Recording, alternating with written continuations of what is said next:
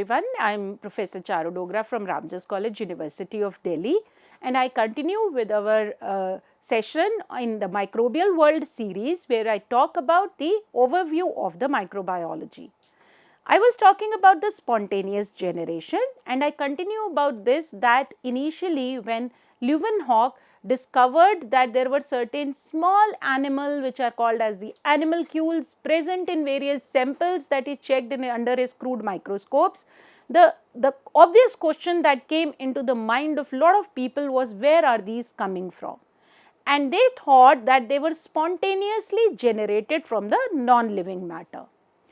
And there was a lot of debate about that, because I will discuss about certain experiments which the people did, and there were a lot of discussion that some people thought they were coming spontaneously from the non-living matter. However, some emphasized on the fact that they were coming from the living organisms only. So, Francesco Redi was the first person. The ancient belief in the spontaneous generation was challenged by him. He was an Italian physician who carried out a series of experiments on decaying meat and its ability to produce maggots spontaneously. So, what he did was he took these 3 jars. One, he put the meat there and left it open, and he found that there were a lot of these larva-like development. The meat got decayed, and there were these maggots that basically arose in it. In the second setup, he sealed the meat inside the jar, and then after days when he observed, there was basically no maggots that developed on the that was there on the meat, and therefore he said that it is developing because of the certain organisms which are present. He basically told that that it was happening because of the air. But certain people argued that in the sealed chamber, because there is no connection, there is only a limited air that is present, and therefore it is not developing, because it cannot be there, the air cannot go inside or whatever. So, he did the third experiment as well, where he put a mesh or a cloth mesh onto the meat, and there again you can see that the maggots develop on the top of it but not inside. So, although the air could pass through. So, air is not causing the maggots to develop spontaneously, but if the maggots from outside or whatever the organisms or the flies from outside can go inside the meat and lay their eggs there, then only the maggots developed. So, that was the Reed's, the first experiments which pointed to the fact that the microbes are not developing, or the organisms are not developing spontaneously from the non-living matter. In 1745, John Needham was there. He was in favor of the spontaneous generation, and he found that even after the heated chicken broth and corn broth, before pouring them into covered flasks, the cooled solutions were soon teeming with the microorganisms. So, Needham claimed that microbes developed spontaneously from these fluids. So, he heated the chicken broth and the corn broth and poured them into the covered flasks. So, the flasks were covered, but still what happened was there was spontaneous generation of these organisms, and therefore he said that they are developing from the fluids and it has nothing to do with the living organism giving rise to the living organism. Then Spallanzani did certain experiments, and he suggested that microorganisms from the air probably entered Needham solutions after they were boiled. So, Spallanzani showed that nutrient fluids heated after being sealed in a flask do not develop microbial growth.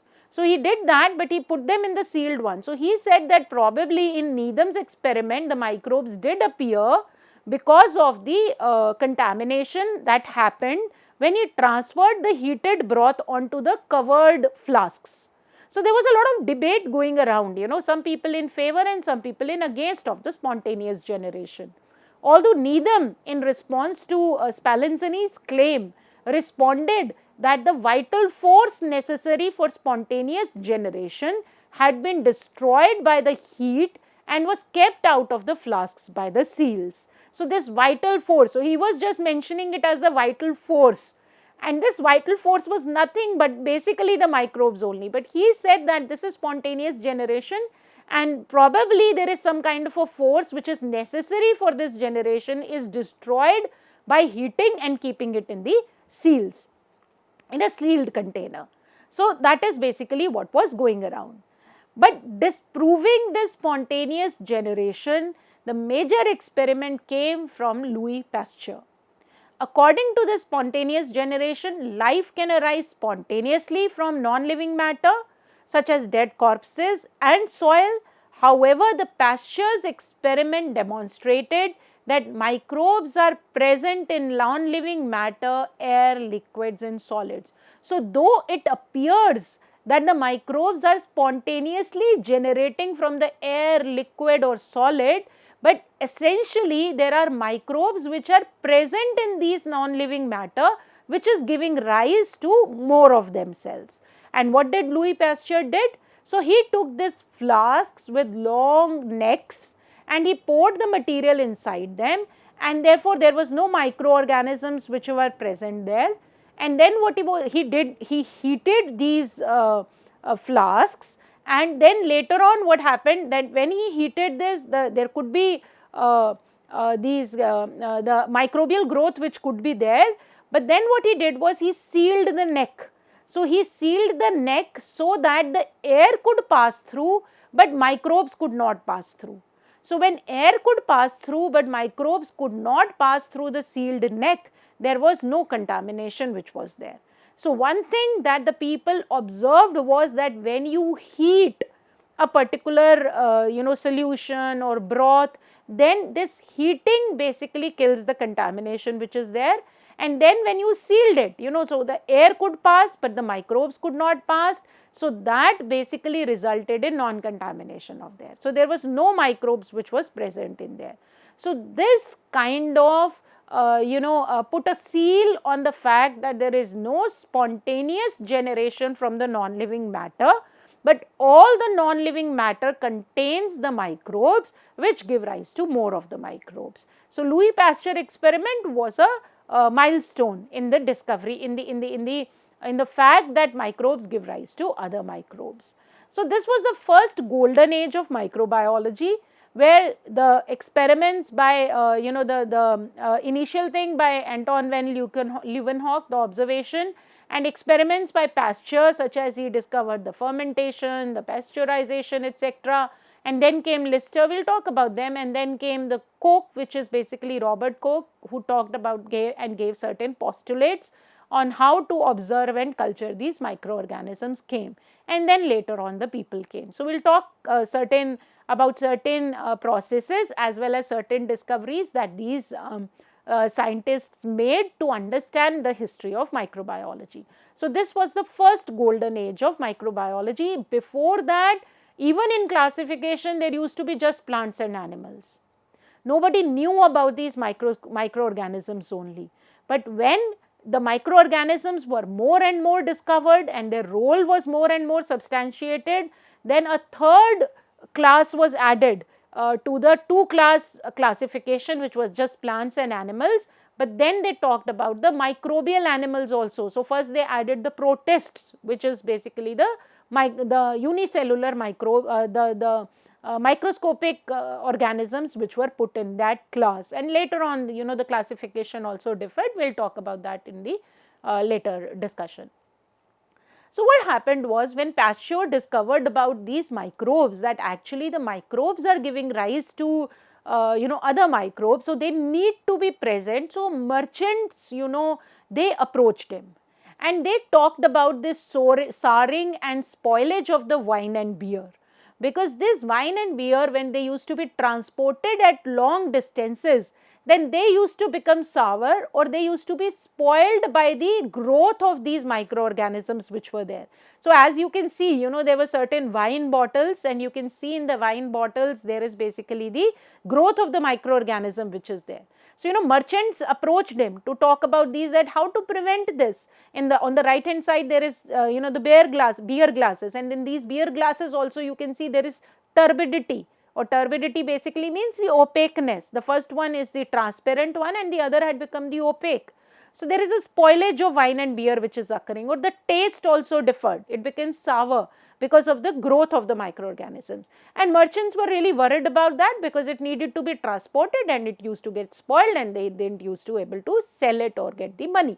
So they approached him. And then, in fact, when it started off, even they didn't have an idea that how these wines and beer is made, They used to think that alcohols are made when the sugars are convert certain fluids. The air converted the sugars into the alcohol in these fluids. So they didn't have an idea that even the alcohol or beer is formed by the action of microorganisms. So otherwise initially the scientists used to believe that air converted the sugars in these fluids into alcohol. So Pasteur found instead that microorganisms, which were called later yeasts, they convert the sugars to alcohol in the absence of air. So fermentation is the phenomena which this is, where the microbes such as yeast convert the sugars to alcohol, and it is done in the absence of air. So they didn't have an idea. So again, more and more processes are getting discovered related to the various microbes. So fermentation was one thing, that the wine and beer or the alcohols are formed by the action of microorganisms. And therefore he talked about the Pasteur's solution to the spoilage problem was to heat the beer and wine just enough so as to not spoil the taste or the essence of that particular fluid, but to kill most of the bacteria that cause the spoilage. So if you heat it enough and then you keep it in sealed containers, and then you take it to large, it increases the shelf life. The spoilage wasn't there. You can take them to long distances and keep it for longer durations of time without getting spoiled. And that process was called as the pasteurization. We use it quite commonly, it's the pasteurized milk, where the milks are sealed by first of all heating them to enough so that not the protein gets disrupted or they get coagulated, but basically the microbes are killed. And if you see, it also has got a shelf life. If you keep it for much longer, or if you keep it even after heating, if you keep it open for a long duration, then also it gets spoiled. So again, these kind of fermentation, pasteurization, these are all the processes that got developed because of the discovery of the microbes and understanding more about them and the processes that they were governing. Then came basically the germ theory of disease.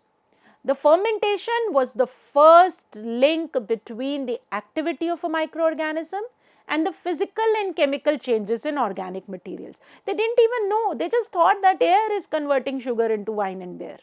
So when they got to know, no, it is basically a living organism. There is an activity of a microorganism which is doing this. That was the first idea that microorganisms can cause certain physical and chemical changes to occur.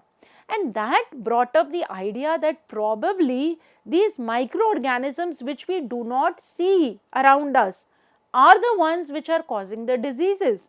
For example, these microorganisms may be present in the air that we inhale and which causes the disease, or the water we drink might be contaminated with microorganisms. So there come the germ theory of disease, that the diseases that are caused are because of the germs or the microbes, the harmful microbes. We talk about that the kitanu, the germs that is basically causing these particular diseases. Although again, there was a radical opposition to these facts, because people didn't believe in the microorganisms as such. They could not believe that the invisible entities can cause the diseases.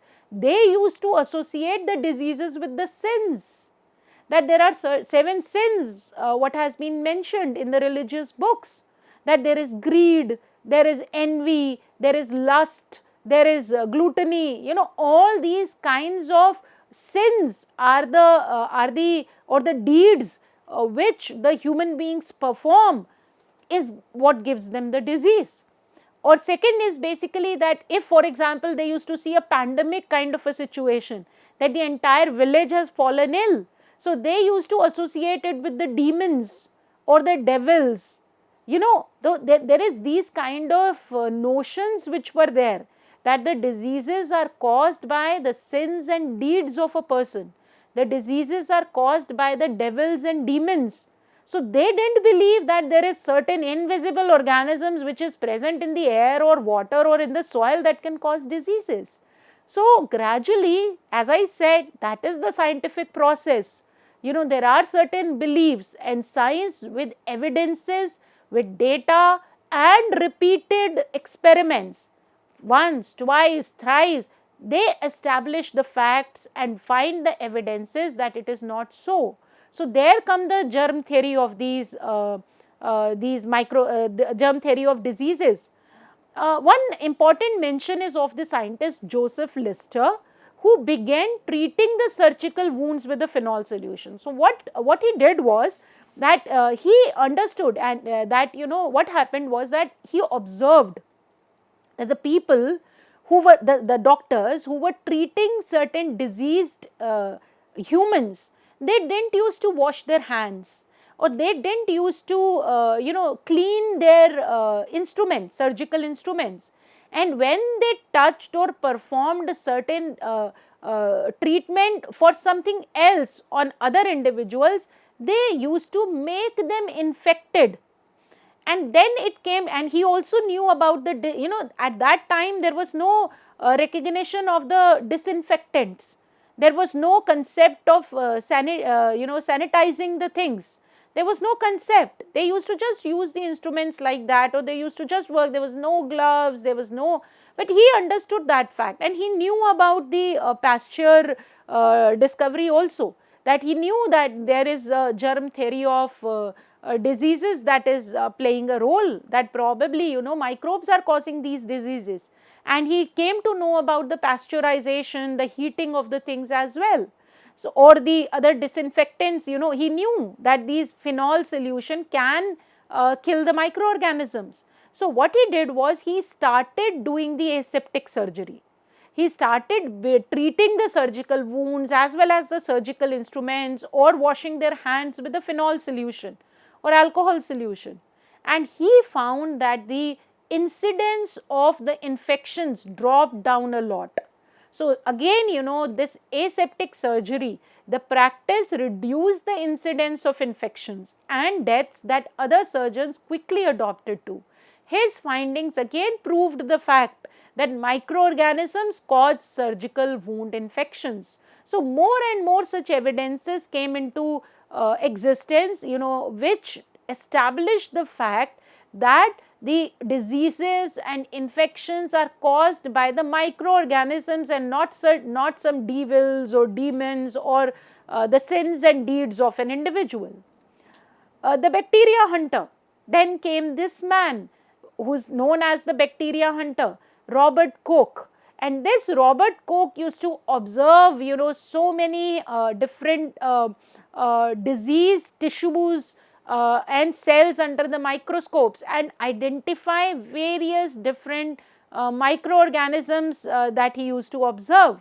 He was the one who discovered this rod-shaped bacteria, which is now known as the Bacillus anthracis, in the blood of cattle that had died of anthrax.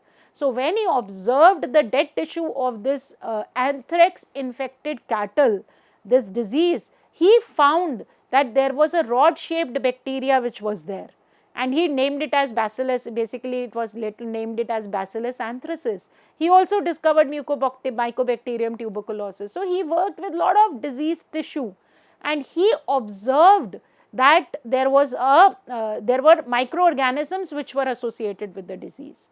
Now again, just the presence of the microorganism cannot establish the fact that it is causing the disease. It can be there because there is a disease, so the microbes came to reside there. So to prove that, what he did was he took the sample of this particular bacteria. So he basically grew this bacteria onto the artificial media, took the sample of this bacteria and infected the healthy individuals. And he saw that the healthy individual also dies from the same disease. The healthy cattle.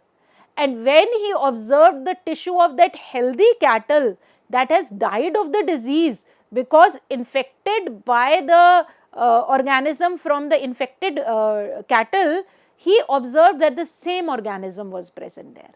So that substantiated the fact that these microorganisms are causing the diseases, and he discovered many of them basically. So Koch demonstrated certain bacteria were always present in the blood of animals that had the disease and weren't present in healthy animals. And when a sample of blood from a sick animal was taken and injected into the healthy one, the second animal developed the same disease and died. And when he observed the blood samples from the second animal, he observed the same organism which was present in the first organism from where he took the infected blood sample. So this, substantially it was very evident that microorganisms were causing the disease. And then there came what were known as the Koch's postulates. And what does the Koch postulate suggest? What do they do basically? It is basically understanding of a disease. So he gave these postulates and this process so that etiology of many diseases can be ascertained. Because diseases people could observe, but following this method they could identify the microorganisms which were responsible for those diseases. So what is this Koch's postulate mechanism which he talked about? So he was basically that you take an infected mice. So you take cells, the blood cells or the tissue cells, whatever, you take these cells and grew it into an artificial media. So he was the one who basically talked about this, who came to invent this culture plating as well. How to grow the cells. We'll talk about in detail in later subsequent sessions, but that's how basically the culture raising started. So you take the cells, you raise the culture of that particular maximum organism that is found in the infected tissue or in the bloodstream, and you inject it into a healthy individual. That healthy individual will again die. And then you again observe from that healthy individual what bacteria is present there or what microorganism is present there. And when you compare the microorganism which was infected into it and the microorganism which was present in the second dead animal, you identify these microorganisms. And by identifying these microorganisms, you can ascertain that that particular disease is caused by these microorganisms. So he did discover a lot of microorganisms by this Koch's postulated method, which is basically, it had certain points, which is first, the same pathogen must be present in every case of the disease. The pathogen must be isolated from the diseased host and grown in pure culture. So what do we mean by pure culture and how to make it? We'll talk about this when we'll talk about the microbiological tools and techniques, although we have already discussed this in our biotechnology lectures also. So you can refer to the biotechnology lectures. There we have talked about raising the pure culture of microbes or any cell. So this pure culture basically means that that artificial medium will contain only one type of organism, microorganism, and pathogen is basically the harmful microorganism. So the first postulate suggests that the same pathogen must be present in every case of the disease, in the original diseased organism, and whatever disease, wherever, whichever organism is having this disease, it will have the same pathogen. The pathogen must be isolated from the diseased host and grown in pure culture. The third postulate is that the pathogen from the pure culture must cause the disease when it's inoculated into a healthy, susceptible lab animal. That is basically how you are ascertaining that what microorganism, or even if the microorganism is causing a particular disease or not.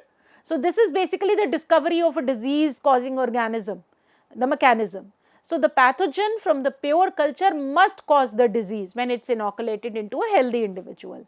And the pathogen must be isolated from the inoculated animal and must be shown to be the original organism. So the same, when all these four steps are in place, then you can say that that particular organism is causing the disease. And as I said, many scientists following these postulates discovered a lot many